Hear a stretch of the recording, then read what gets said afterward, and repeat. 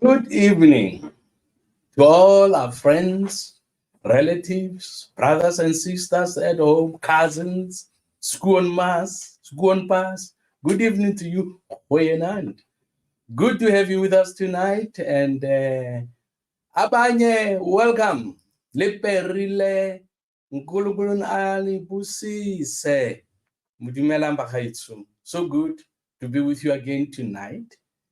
We obviously have another exciting program for you tonight, and I trust that you're going to enjoy it. And tonight, we are going to make sure that you have more time to participate. Please communicate. When you ask your question, please communicate. There are some decisions we have to make, but we want you to be part of those decisions. So, thank you for coming, for joining tonight. Thank you for being with us.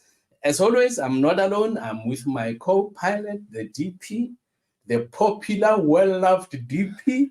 He's going to say his greetings tonight before we carry on with the program. Well, good evening to one and all. President, thank you again. Always a pleasure just to be with our president in communication with you. We thank God for the leader that he is, and we thank God for the gift that God has given to us in his leadership. Certainly, the ACDP is blessed, and I know that South Africa too will be blessed when he becomes the president of the country. To you that have joined in, thank you for taking the time to listen to us. Thank you for taking the time to participate. Thank you for taking the time to learn more about who the ACDP is and what we are about. So again, I want to encourage you, call your friend, call your neighbor. I see the president says Opa and Oma. And Yeah. So yeah. Call them all in so that this can indeed be a family occasion. And so remember also that the ACDP is needed by South Africa, and the ACDP needs you. Well said, GP, well said. Indeed, South Africa needs the ACDP. That's right. And as we carry on, particularly when we talk about the challenges, one of them, just to give you a slight idea, can you believe that a 6-year-old primary school boy shot the headmaster in the school? 6-year-old shot him. He was upset because they would always report him at home. When it's not in the report, so the boy said, I'll find you, I'll get you. Shot the headmaster. And I heard in the news that he did not only shoot the headmaster, he also wanted the deputy principal and his classroom teacher. Goodness. So that's happening because you have people who thought we don't need God in our affairs. We are smart enough to can run South Africa better. Our country is in a mess. Yeah. Teachers being afraid of their children, school children, can you imagine? Yeah. At home, parents being afraid of their own children. This is not God's plan, but we'll come there. This has to change, okay? Yeah. This has to change. Yeah. But tonight we want to start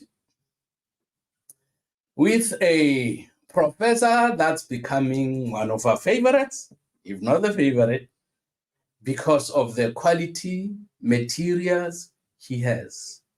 He's a leadership specialist. He has spoken to cabinet ministers on the African continent and somewhere else, if he has the time to tell us where else. But I know in Africa he has spoken to some cabinets because people trust him.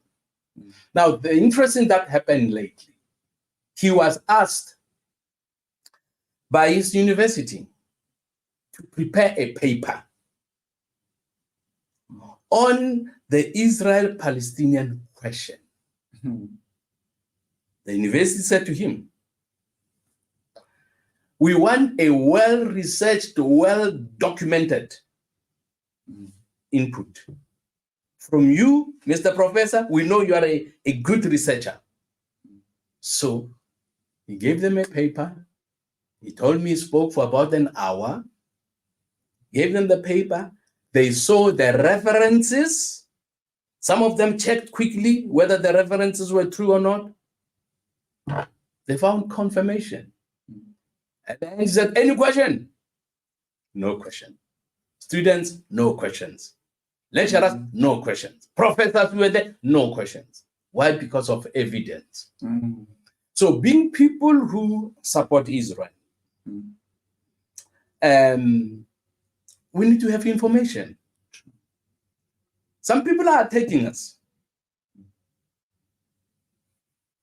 Thank God that we don't care. Nope. We stand strong. We stand strong. Yeah. We don't care. You know, once I know I'm standing on truth. No devil can move me. No devil under the earth, on the earth, on the highest mountain, or in heaven, if there is a devil there, no devil can move me. Give me the truth if you want to convince me. Give me scriptures if you want to convince me. All right? I want facts. I want truth. I want facts. I want truth. So Professor Sam Ndoga was asked to present a paper. So when I heard about that and saw how members of parliament here, it's like they become mad. They become demon possessed. They are so emotional, they can't think. I said, hey, Prof, give us ammunition, truth. Yeah, give us truth, give us facts. So that when these guys are not mad in that emotional state, we sit them down as the guy, please quietly, with no liquor in front of you. Read this for yourself. We are hoping to do that. And so I want you to be empowered. So that when people say, Israel has stolen the Palestinian land, you should be able to interact and correct the people. When people were saying Israel is an apartheid state, I went to Israel. I looked. The first time I went to Israel, I said, I want to see where apartheid is practiced. In South Africa, I know schools, no mixture. So we went to a primary school, no apartheid. We took the buses and trains, no apartheid. We went to hospital. When we went to a hospital, it was children's hospital. We were pleasantly surprised. As we entered, there were 6 Muslim ladies, mothers, who brought their children to hospital. No Jewish children there, no Jewish mothers. And then they took us in the wards. The first ward we went to, the doctor was an Arab, a Muslim doctor, in a hospital that belongs to the Jews. So friends, and then I said to my late wife, we must also go to the beach. Okay? Go to the beach. We went there to see for ourselves. We saw the Arabs and the Jews swimming together. I said, these politicians are confusing people. So friends, some of us have gone from east to west to north, south, center. We have searched no apartheid that I saw with my eyes. So I'm saying to you, we have facts. But tonight, the facts we are getting from a professor. If the reverend cannot convince you, please be convinced by a professor. If you're not convinced by a professor, there is something wrong with you. But having said that, man of God, it's such a pleasure and joy to have you with us tonight. Thank you for that research, what you have done. And we are looking forward to hear what you are going to say. The Lord bless you and welcome. Thank you so much.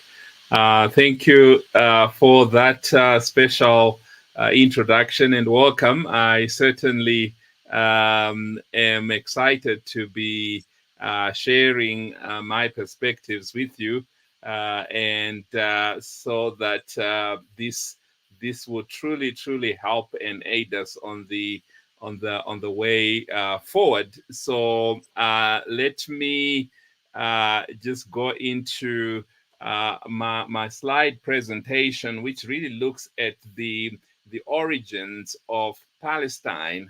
And you see that I've got an underscore there from Israel to Palestine and back to Israel, because that's actually what has happened in the history that we're going to unravel together.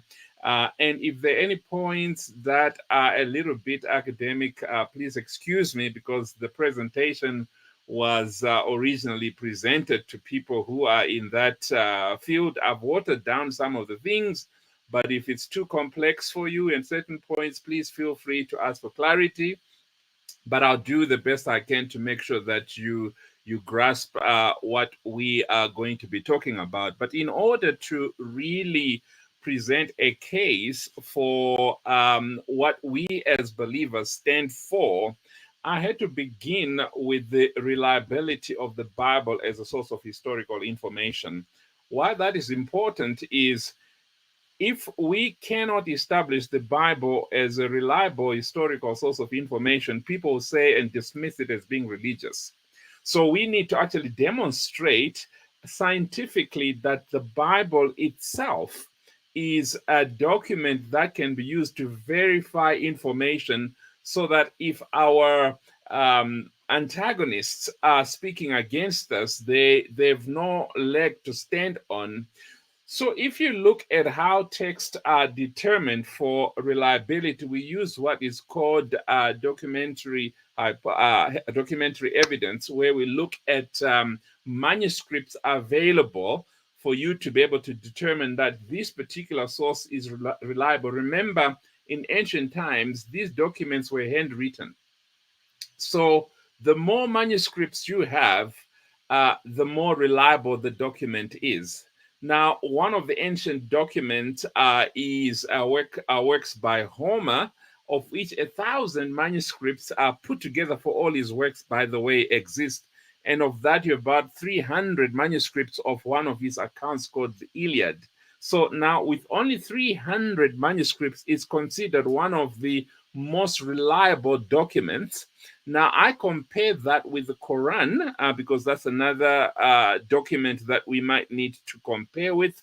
The Quran has about 60 fragments, including 2,000 folios. That's about 400 pages that are known for textual witnesses or manuscripts for it to be considered reliable. And by the way, these are coming within 160 years after the death of Muhammad, which you must bear in mind. We're talking 620 some AD onwards. In fact, the Quran should actually have more of manuscripts, because it's written way after the closure of our biblical text, if you want. Now, we come to the Bible. The Bible has 25,000, in fact, over 27,000 manuscripts in existence. And it's older than all these texts we're talking about, but it actually is more manuscripts. In other words, if you're talking about reliability, it outwits all these other accounts that people have looked at and said that they are scientifically reliable. That's over 27,000 manuscripts. That's incredible. In fact, that's unheard of. I can even show you compared with other texts.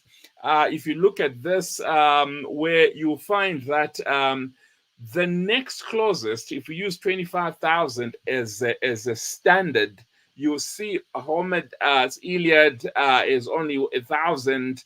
Aristotle's writings about 1,000, and so for 340, 251, which means, just from a scientific perspective, the Bible is actually more reliable than any text we currently have. So that's a big tick. That's a big plus. Meaning then, why are we doing this?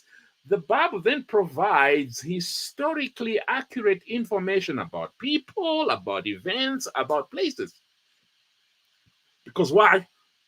The consistency of what we are reading, affirmed in all the manuscripts, does not change. So what you read in manuscript 1, going all the way to manuscript 27,000, the information is the same. That's reliable.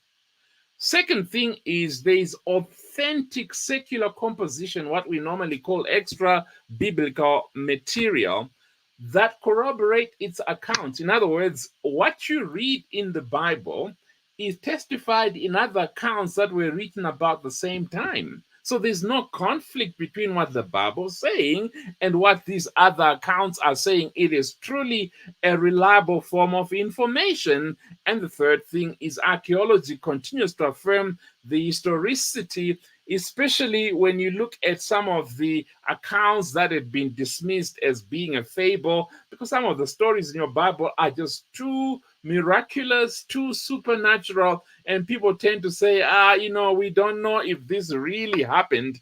And then archaeology comes along and shows us, for example, on one of the pictures I have there, people said, well, there was not Red Sea crossing for the Egyptians. The site was found, and under that site were Egyptian chariot wheels. To date, they're still there.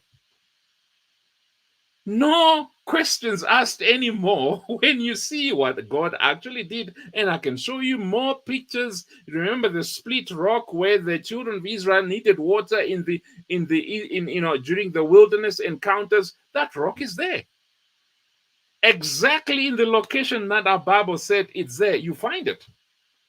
And there are more things we can get into to show you. Hezekiah Tunnel, I'm sure, Rev Wishwe, when you went to Israel, they took you down, if they did, into Hezekiah's tunnels that he built, which you find in Second Kings and First and Second Chronicles. Those tunnels were built almost 800 years before Christ, but they're still there. So what the Bible tells us, we find is accurate. So why are we talking about the accuracy and reliability of the Bible? Because when it starts to tell us the story of the nation of Israel, the same reliability carries. So when we now say there's the genesis of the story of a people called Israel reported in our biblical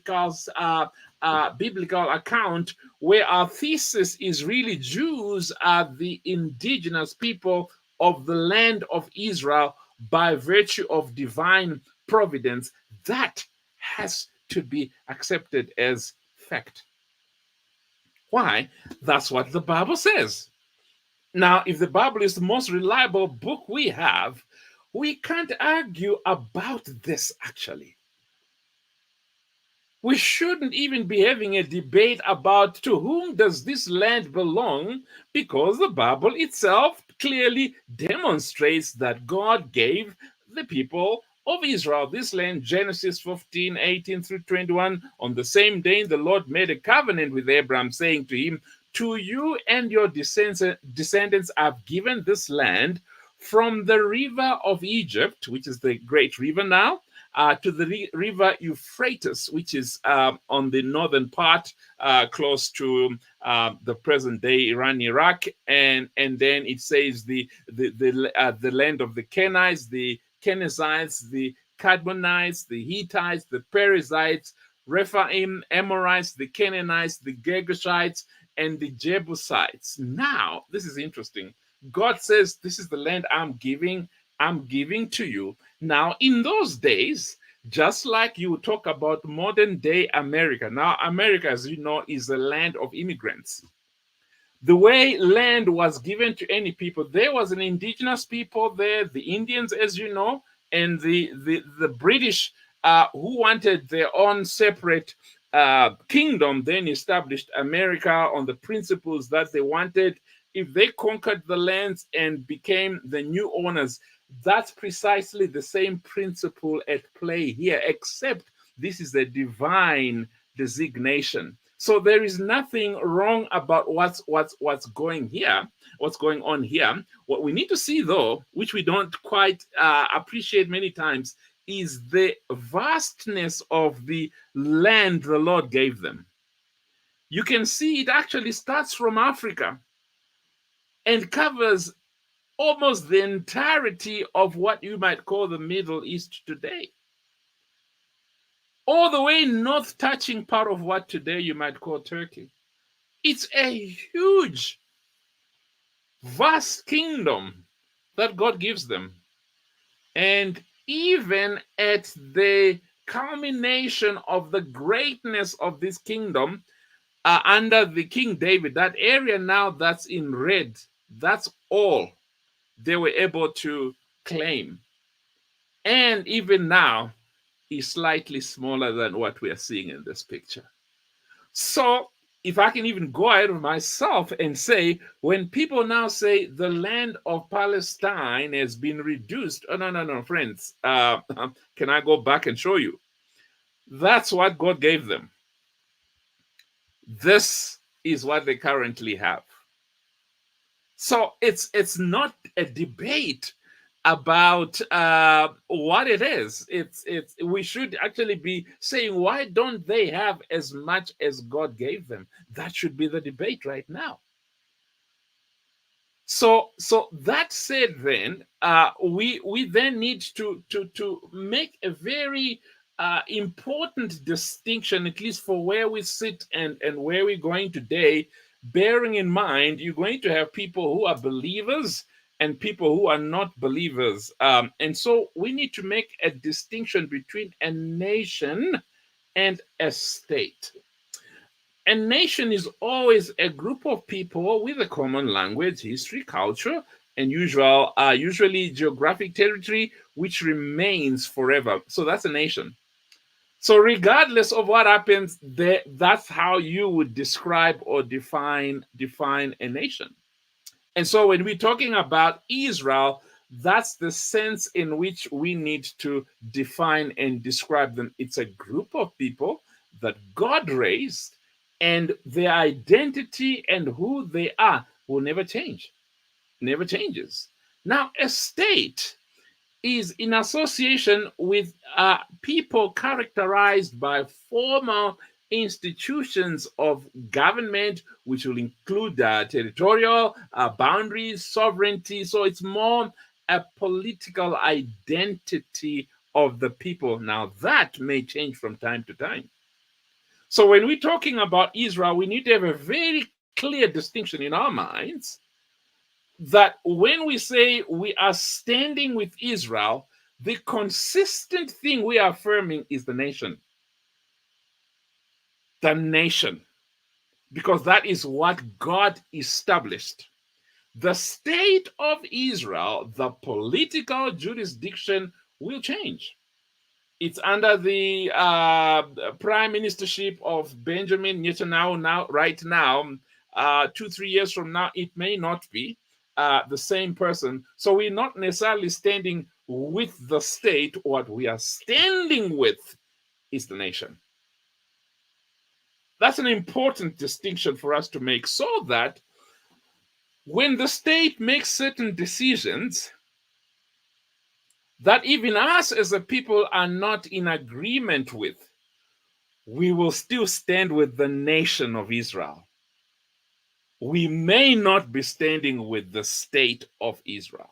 That's an important distinction we need to make. Because I've heard people saying many times, let's stand with Israel. Well, you need to realize what you're standing with Israel about. So that's an important qualifier for us to bear in mind. Because then, when you look at Israel as a nation, it begins with the call of one man. So God didn't call the Jews per se. He called one man, out of whom was born this nation. Now, what's interesting is this man actually comes from, is a native of Ur of Mesopotamia. Mesopotamia was actually Iraq.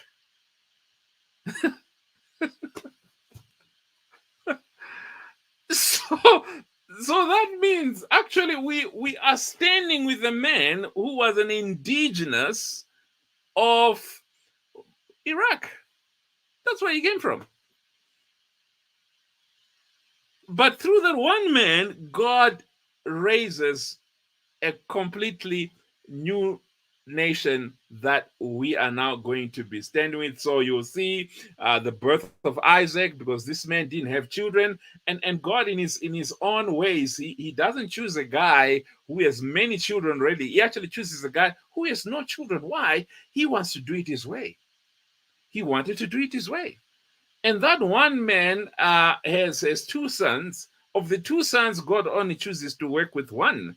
And then Jacob bears 12 sons, and then in Jacob, his name is changed, just like Abraham. By the way, I just put there in the notes, Abraham, his name was Exalted One, and God changed his name to Abraham, and Abraham means father of many nations. Oh, hear that?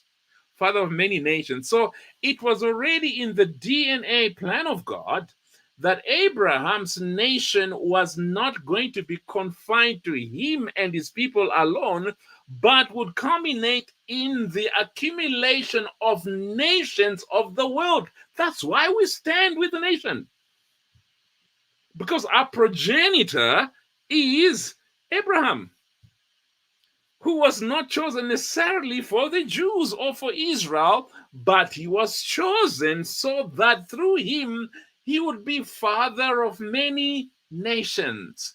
That's why we stand with the nation. Because, as we'll see later on, we have become part of that nation, haven't we? Okay, so let's move on then. So from the 12 sons who become the 12 tribes, then you know the story. Then they're taken into a captivity, and then they are in Egypt, and then they come out of Egypt after 450 years. Then they go into the promised land, and then Joshua, as you know, he leads the conquest of the promised land, which I said was the normal way in which jurisdictions were acquired in those times. And then you have the book of Judges, where these people kind of forget their history and who they are, and they go through these seasons where they seem to get it right and not get it. And then God uses the Philistines, and I want you to remember them because they're important for what we'd be talking about, their neighbors. So God uses them to come and oppress the people as they're conscientizing them to remember who he is. And so you have these cycles of judges that are raised to try and remind the people who they are and so forth. Then after this season, we go into the season of period of kings, beginning with Saul, and then you have David, and then his son Solomon, who builds the temple and so forth, and you kind of follow this history. All we are talking about, even at this point, is a nation. Is a nation that God is building for his purposes. Now, I'll from time to time go into some of these references. For example, a lot of the if you go into Egypt today, they'll tell you we don't have evidence that the Israelites were in Egypt.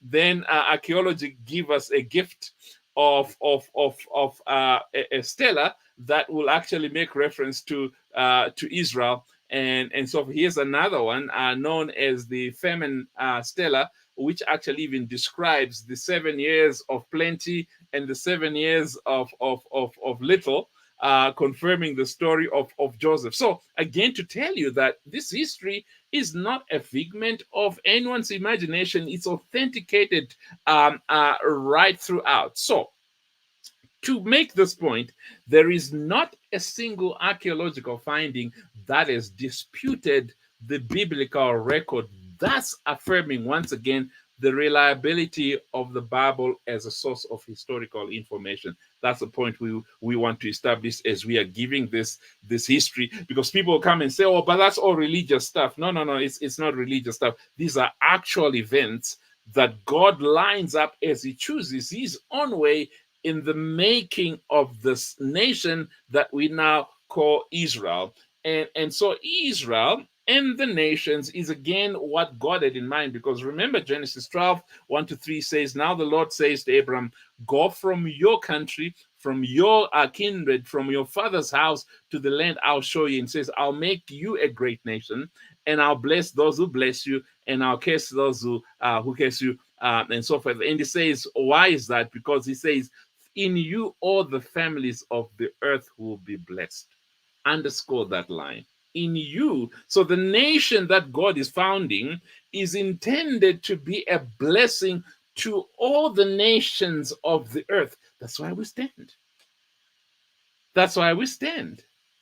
Because we are part and parcel of this agenda of God Galatians 3:27 through 29 says, "For as many as you have been baptized into Christ have been put on Christ. There is neither Jew nor Greek, there is neither slave nor free, there is no male nor female." So you have the breaking away of all demarcations that would have kept us out of this nation, that we through Christ have been brought in. And then verse 29 says, "If you are Christ, then you are Abraham's offspring." Look at that. So there is no basis of anybody coming and challenging why we cannot stand with Israel. Because this is not a human plan. This is something that God himself is doing, and we stand with the plan that's outworking and so forth. So we carry on with the story. So this is what's also important. So from about 1407 BC to 587 BC, the nation of Israel were in the land until the Babylonian captivity of 586 BC, through which some of the people were exiled for 70 years. And then notice, and a remnant remained, implying the people or the nation of Israel never totally left their habitat, even if an exile happened. An exile just took some of them. Another exile took place in 726 BC through the Assyrians, and then the Assyrians took some of the people, but brought in some of the people who are intermarried with God's people. That's why you have a group called the Samaritans. But be that as it may, there is not a time historically where you will find there are no Israelites in Israel. Never. Never. And that's a fact. That's a fact. So even when exiles happened, even when the nation is attacked, you always find there's a pattern in which a remnant remains. The book of Nehemiah even testifies of it. Nehemiah is in Babylon. He asked those who had come back from Israel to say, how are the people who are still in the land? And he says, oh, they're not in a good place. And that's why God sends him to those people that were still in the land during the time of the exile. So you will always see that you have an embodiment of this nation that's really there. Let me I don't know if you want to get into into this. Okay, let me make this quote. This is a quote from one. This is a modern. This is 1998. Israel is the very embodiment of Jewish continuity. It is the only nation on earth that inhabits the same land, bears the same name, speaks the same language, worships the same God, and it did so for 3,000 years. You dig the soil, you find pottery, you find coins, you find all sorts of things, scrolls or whatever, that speaks of one people group only. In other words, when we do excavations in Israel, and I've been part of one myself, the history that comes up is not the history of other peoples. It's the history of the indigenous people who lived there. The excavation in the picture is the excavation of the city of David. Fascinating. Why? He is the one who lived there. Now, you can't tell me after such an excavation, oh no, this is not the land of the Israelites. When excavation itself tells you about a king called David, and it is if it's his place that's being excavated, you have to be crazy to try and say no. There's no evidence that these people lived in this land. Like I said already, the thesis of the Jewish people being indigenous to the land of Israel is indisputable.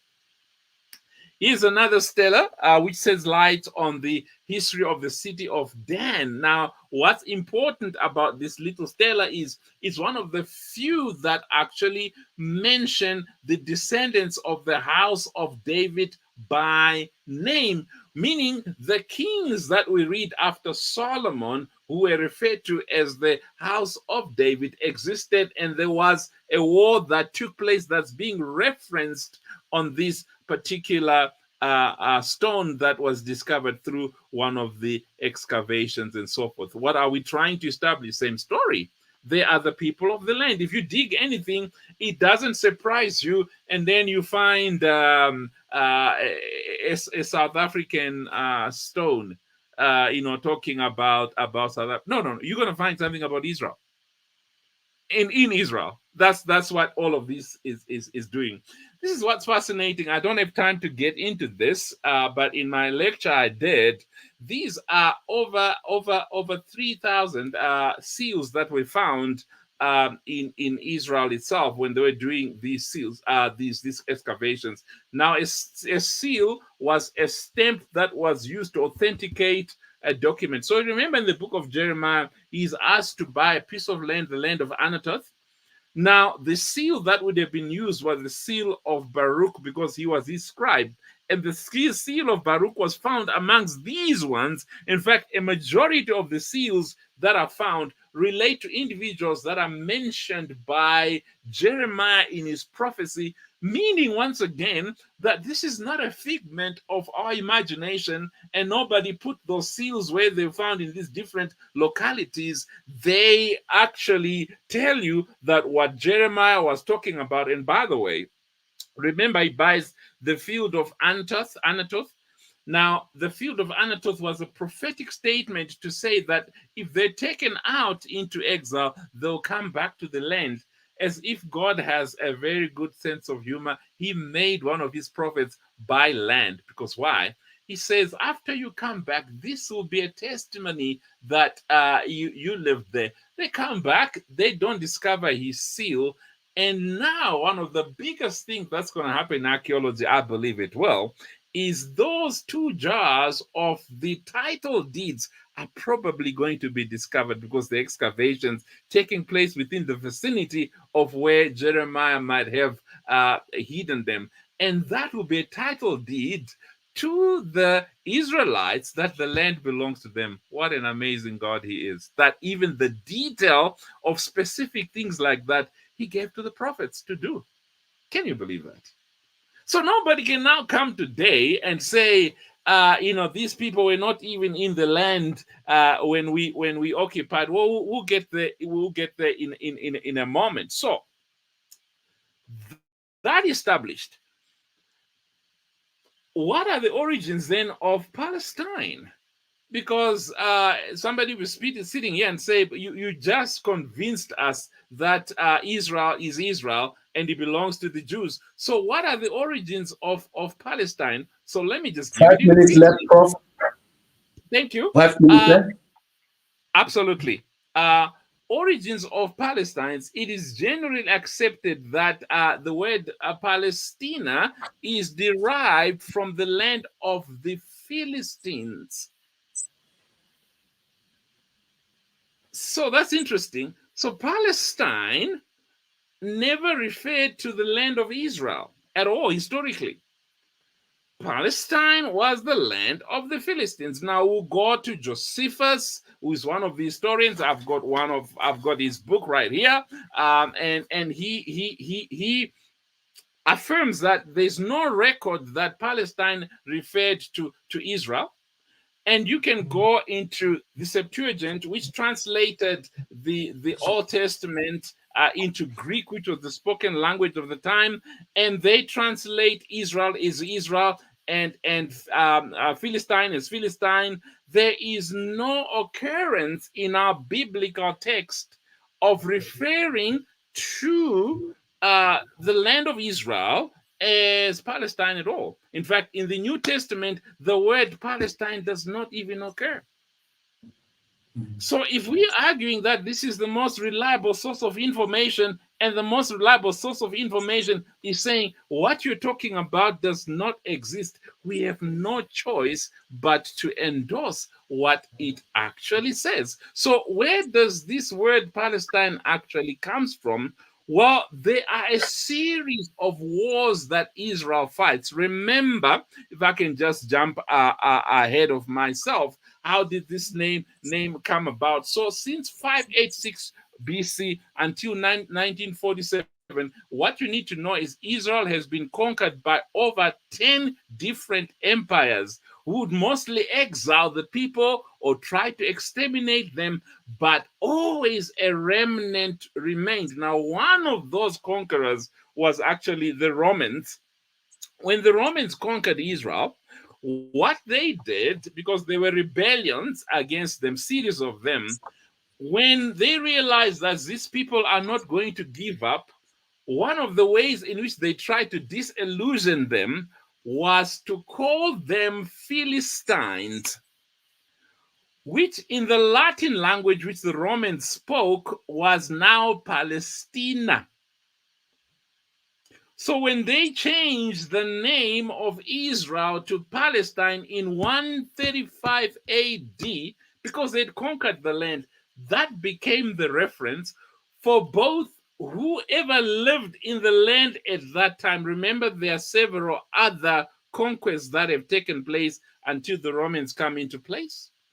So by the time you have all these other people living alongside Israel and they're being referred to as Palestine or Palestinas, that just became the name to try and stop Israel rising as a nation, as a people again. So from AD 135 to 1947, whether you were Arab, whether you were Jew, whether you were any other people group, you were called a Palestinian. Now, in the background, what's happening is by the time you have the First and Second World War, the British are beginning to take control of the land of Israel.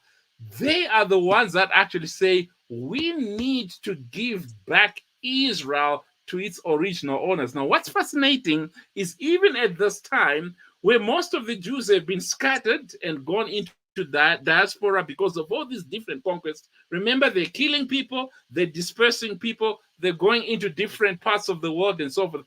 There's always a remnant. In fact, in one of the times, there's only 70,000 Jews in Israel and over 800,000 Arabs.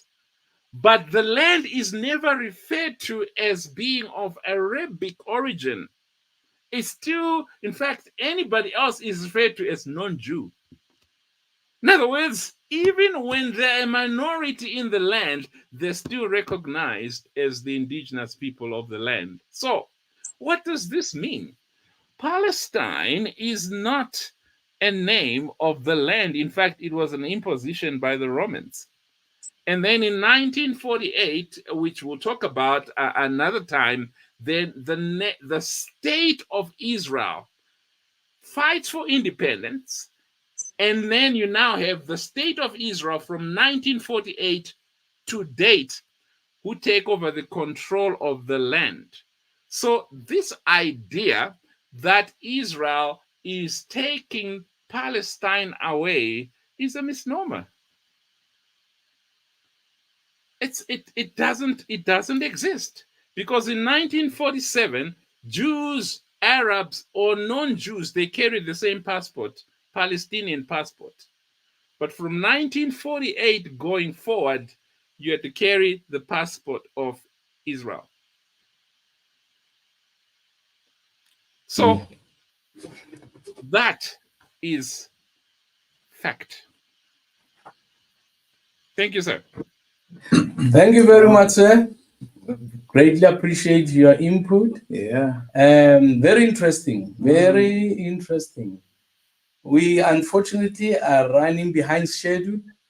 We will send you the questions that our people have, and they will type them and send them to us or to you via our office. We are going to put the email address on the screen.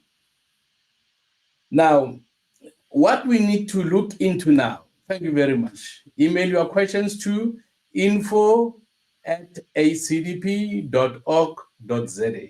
Any questions, please email them to info@acdp.org.za, and we'll forward them to the professor, and one day we will have him back to answer those questions, okay? But if you don't ask anything, you are delaying his coming back.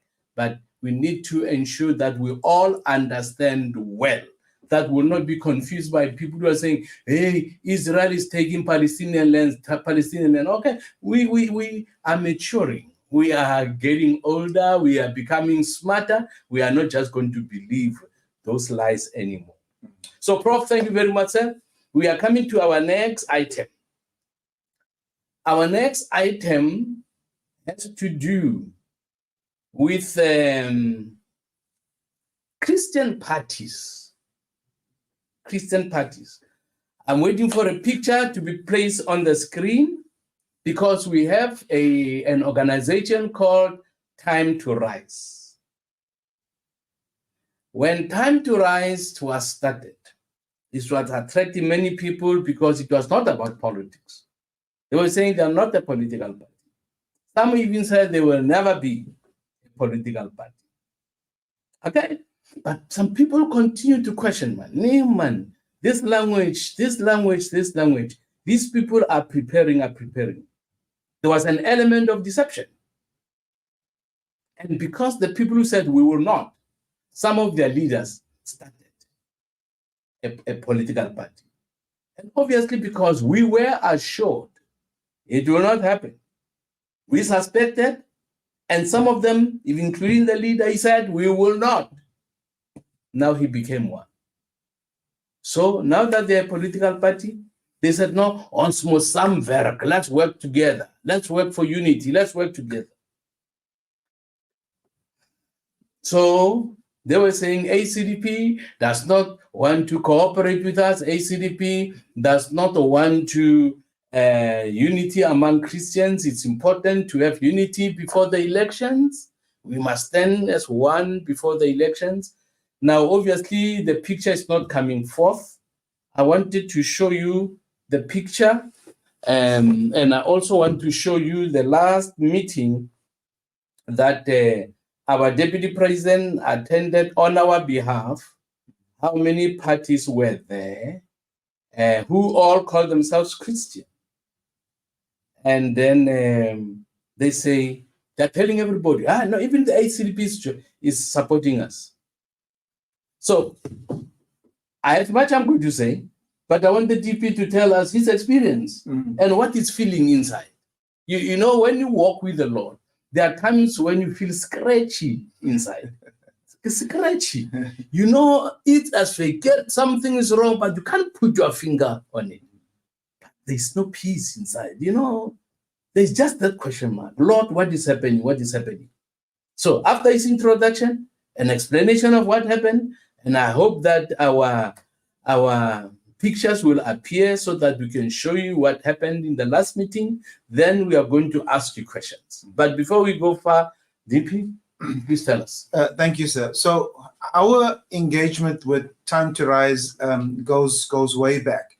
When Time to Rise was first established, right at its inception, myself and one of the members of the NEC, Joseph Timlet, our whip, was asked to engage with Dr. Arno and his team to ask whether Time to Rise was a political party or not, and whether they were intending to establish a political party. So in that meeting, after some discussions, we were informed that Time to Rise is not a political party and will not become a political party. Subsequent to that first meeting, we then had another 2 meetings or so, possibly 3 meetings in the year, right up to December. So from our first meeting to the last meeting that we had in December, we had many members, ACDP members, who had been a part of the Time to Rise meetings, who were questioning because of what they felt was duplicity in terms of talks. And they began questioning and say, we sense that Time to Rise is actually going to establish or morph or change into a political party. So when we started hearing that from our members, we again engaged with Time to Rise, Dr. Arno and Dr. Pearl and Apostle John. These were the three leaders of Time to Rise that we engaged in, and we had at least 2 to 3 meetings with them. In our last meeting in December, again, the issue was raised whether Time to Rise was going to establish a political party, and we were told no. Well, after that last meeting, about 2 to 3 weeks after our last meeting in December, we then hear that one of the key leaders, which is Apostle John, after consultation with the leaders of Time to Rise, felt the call to establish a political party, which is now called Hope for South Africa, and has gone and actually registered the political party. So all of the concerns that we had earlier had now been confirmed. We then had a meeting again in January with Time to Rise, and we felt that the leadership of Time to Rise, and we spoke about, we were very frank, and we spoke about, we felt as if they were not upfront with us. We felt that there was a sense of not being truthful, because the leader, Apostle John, was present in the meeting in December, where there was an indication that Time to Rise was not going to become a political party. So they said, well, Time to Rise is not a political party. This was one of our members who felt the call to establish a political party. So it's a little bit of semantics and a little bit of play on words. So while it may be so that Time to Rise is not a political party, but the point and the fact still remains that one of their key leaders, which is Apostle John, has now gone and established a political party, which is Hope for South Africa. We had a meeting, and our NEC had indicated that let's keep the doors open. Let's keep the doors open and engage, because we are not sure which way it's going to go. And so myself and the National SecGen, the Deputy SecGen of the ACDP attended the last meeting where we were asked to sign the one accord, but the position is that we will not sign because the ACDP, when we were representing the party, did not receive the mandate to sign. So that was the position. Present there were some 7, I think, political parties. Some of them were with us at one stage and are now have established their own political party. And I indicated when we were asked, why are you not prepared to sign? I said, well, one, we don't have the mandate. Two, that we are adopting a very cautious approach because of the bruises and the hurt and the betrayal that the ACDP has experienced in the past. So that was our position. And another meeting, they say, will be called in a few weeks or so from now, a week or 2 from now, where they are expecting political parties, the Christian political parties, to sign the one accord. So that is the history of our engagement with Time to Rise. Well, thank you very much, DP. Now, when you look at the picture, we have a challenge with our screen this side. You can't see the pictures that you are seeing, but the one that I am looking at, not this one, the one that has only few leaders, only few leaders. None of them is an MP. None of them is a councillor. None of them is busy with committees. We are going towards elections. And what time did you speak today? What time was it when you spoke in Parliament? It was about 6:30 or so. Okay. 6:20, 6:30. Yeah, 6:20, 6:30. You were still in Parliament. Obviously, they have time for all these meetings. They have time because they are not busy in Parliament. Now, there are issues that the ACDP raised that they would never raise, they never said a word about them. I'm not sure whether the idea that or the perception that is being created is that maybe God was fast asleep. He just woke up from sleep and he realizes, hey, my children in South Africa need help because ACDP has not done anything. Let me send you quickly to go and do something. Now, obviously, I don't believe that. ACDP has done stuff that no other party has done. We have represented, just quickly, I can say to you, some of you know and some don't know.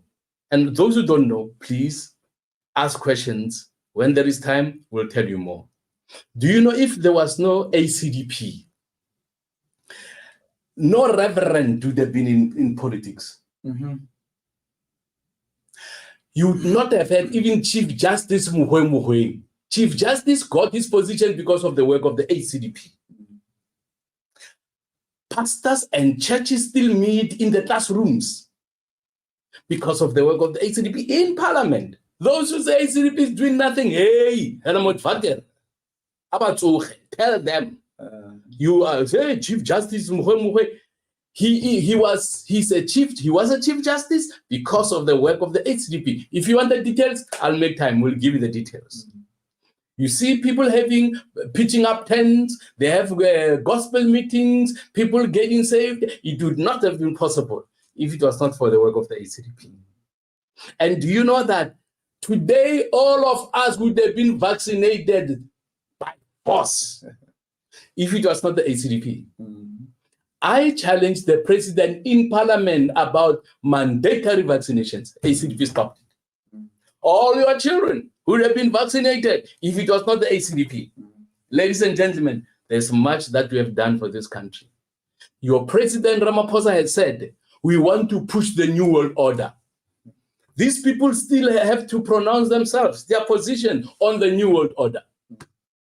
I already told Parliament and the world, the ACDP will not support the New World Order. We will not support the one world religion. We will not betray the name of Christ. Yeah.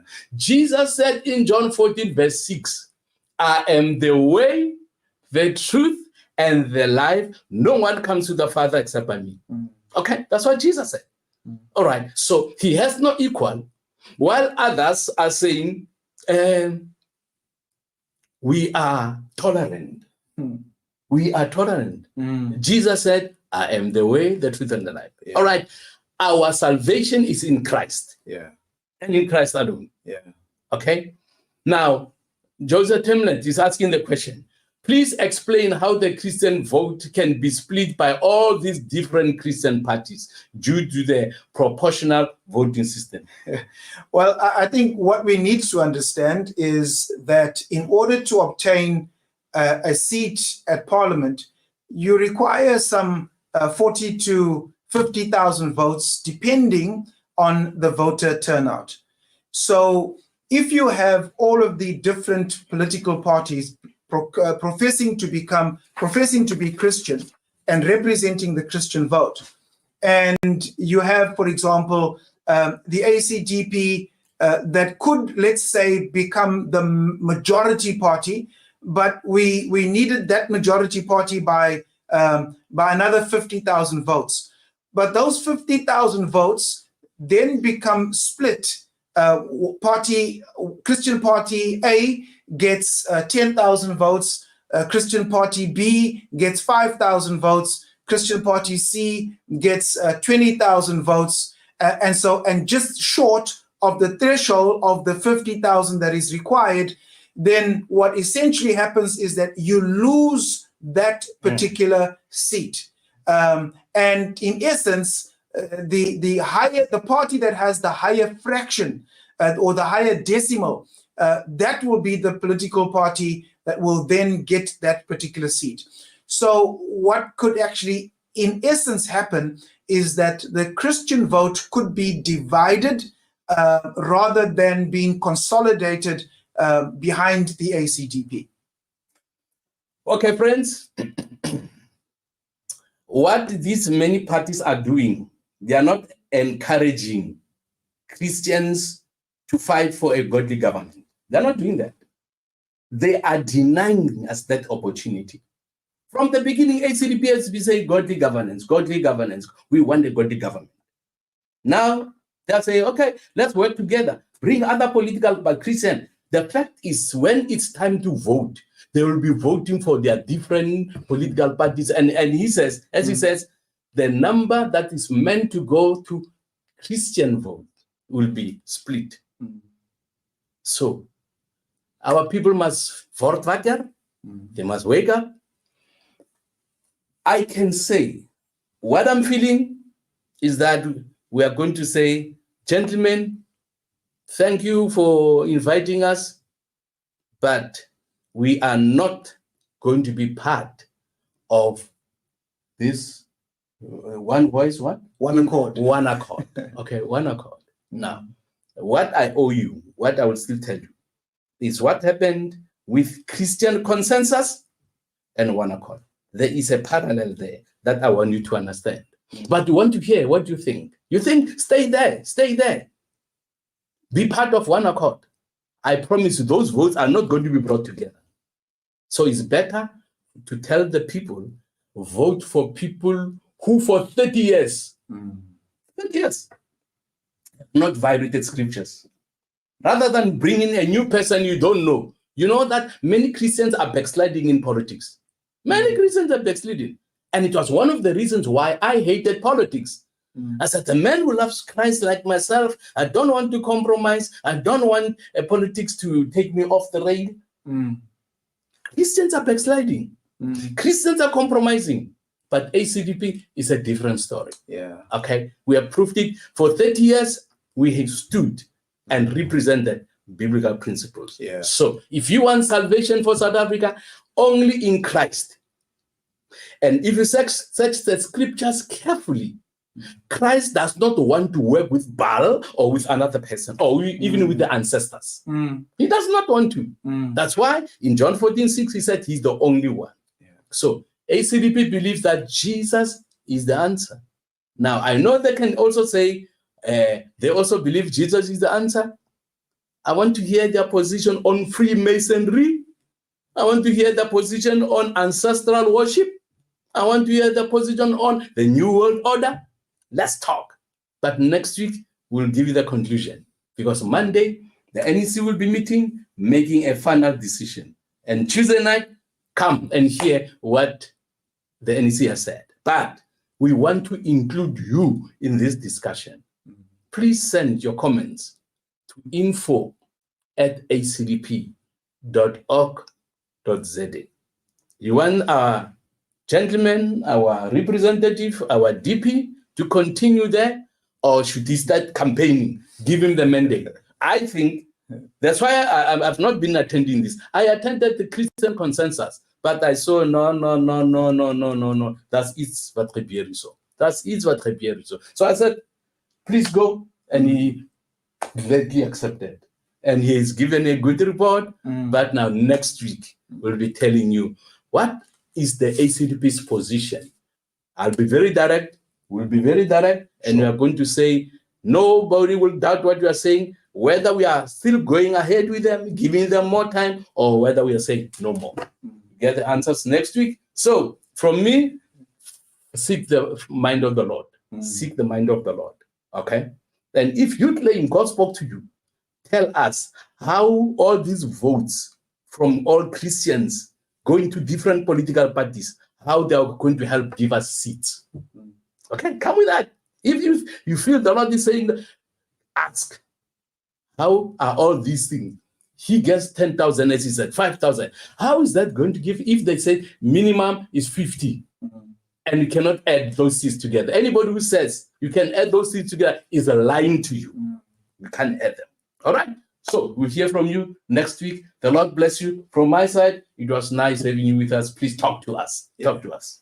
Well, likewise, thank you, President. And let me remind you again that South Africa needs the ACDP and the ACDP needs you. Thank you and God bless you, sir.